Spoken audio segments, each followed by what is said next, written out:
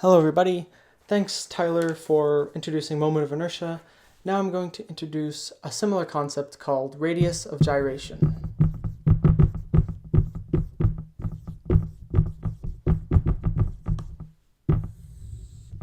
So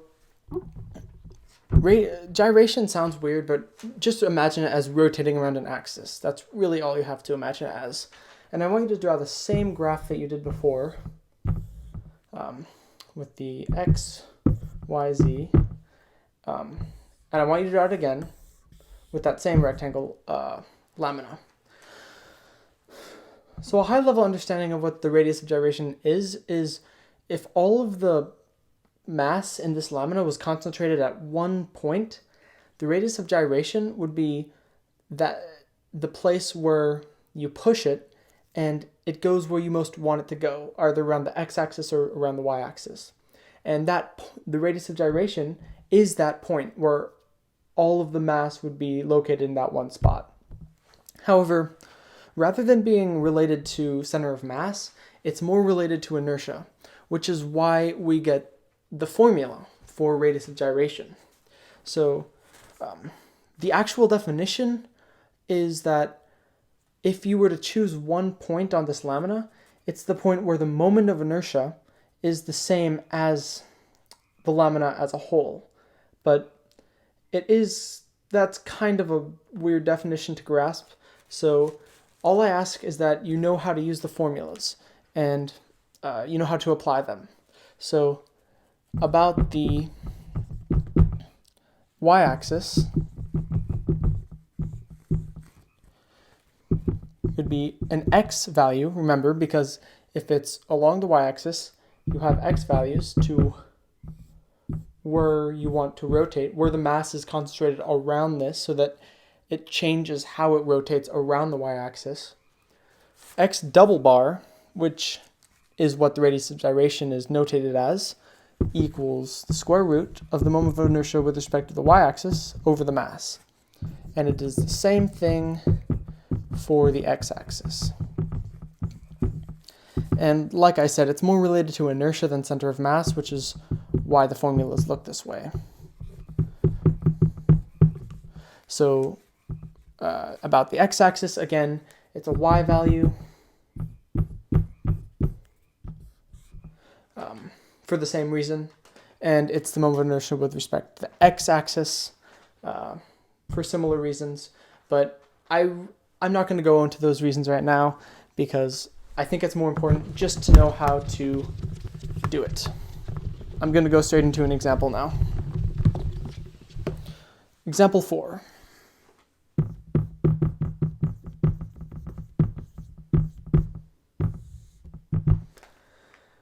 Find the center of mass and radii of gyration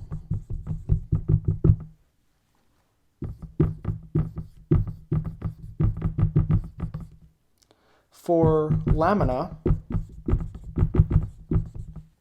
with a mass density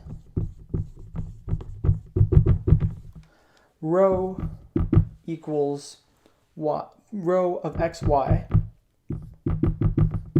equals y, and occupying the region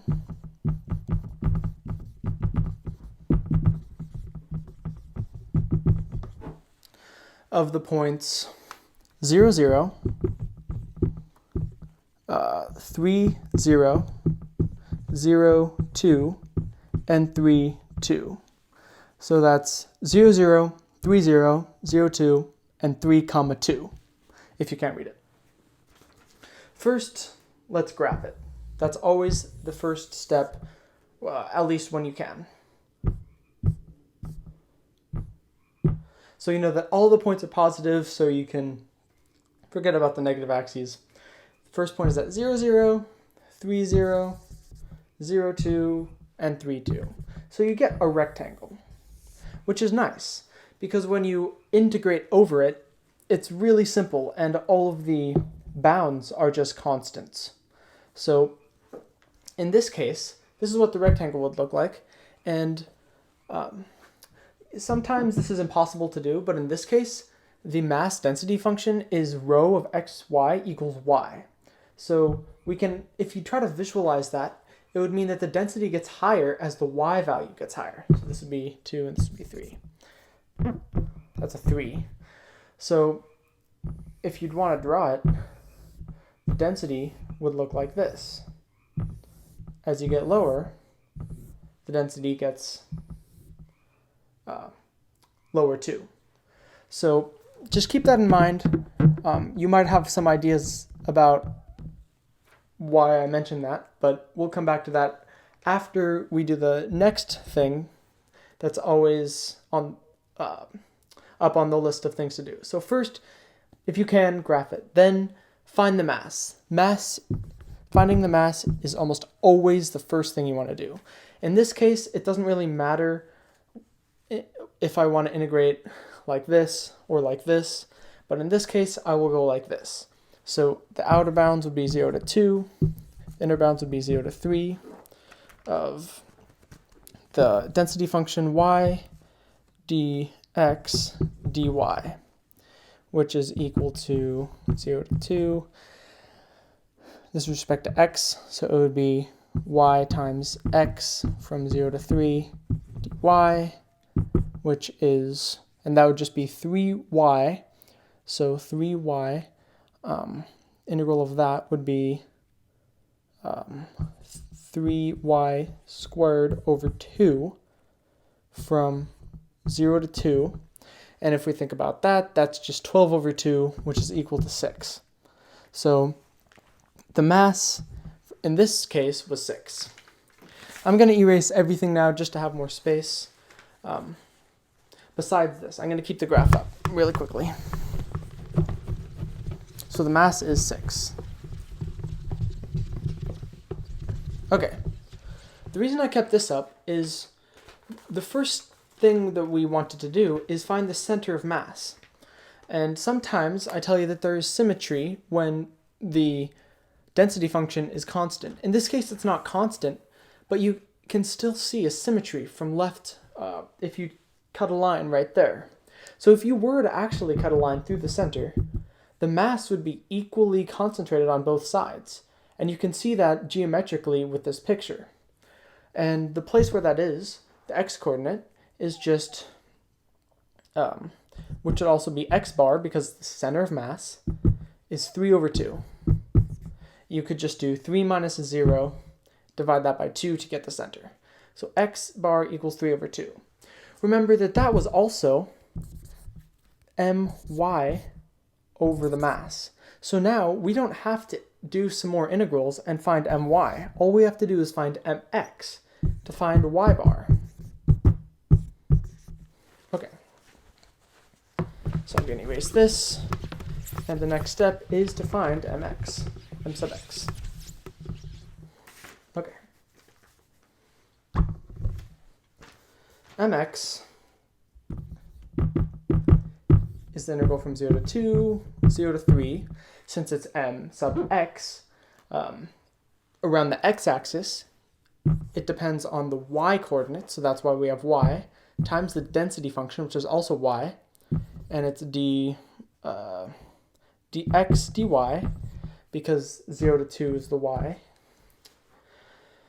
And that's equal to 0 to 2 of y squared times x from 0 to 3 dy, which is equal to the integral of 0 to 2 of 3y squared dy, which is also equal to y cubed from 0 to 2, which is equal to 8. So we have mx is equal to 8. And we know the mass. And we know x bar. So we have everything we need to find the center of mass. Center of mass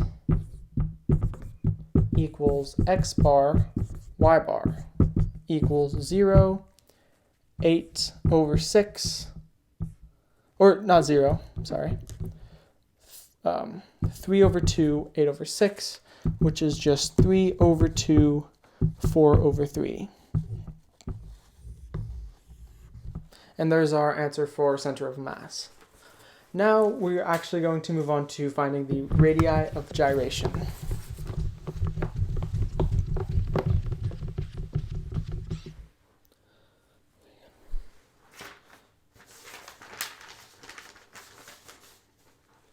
I'll just write it here, radii of gyration.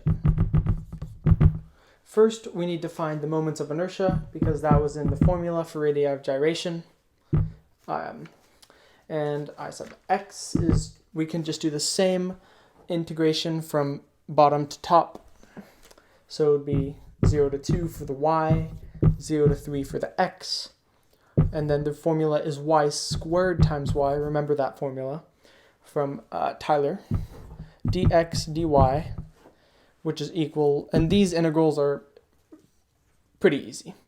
And I'm just going to jump right to a few steps ahead, which is from 0 to 2, integral of 3y cubed dy, because x would just be a constant from 0 to 3, so you just multiply that by 3, and then which is equal to 3/4 y to the 4th of 0 to 2, and that comes out to be 12.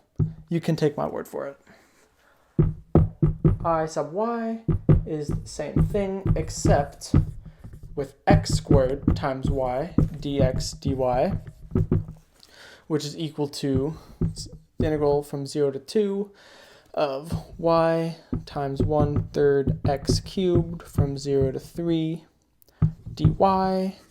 I'm going to put that back over here, which is just equal to the integral from 0 to 2 of 9y dy, which is equal to 18, and you can take my word for it as well. These integrals are fairly simple, so I'm not going to go over them too deeply. So now we have ix and I sub y, 12 and 18 respectively. All we have left to do is plug those in for the formula for radii of gyration, and we have our answers. So remember, x double bar was about the y-axis, and that was equal to I sub y over m, which was equal to 18 over 6, the square root of 18 over 6, so square root of 3. Y double bar was about the x-axis, which was equal to I sub x over the mass, which was equal to 12 over 6, which was equal to root 2. And there we have our final answers. I'm not going to go over any more examples because we have the homework to do that. So thanks. That's our lesson.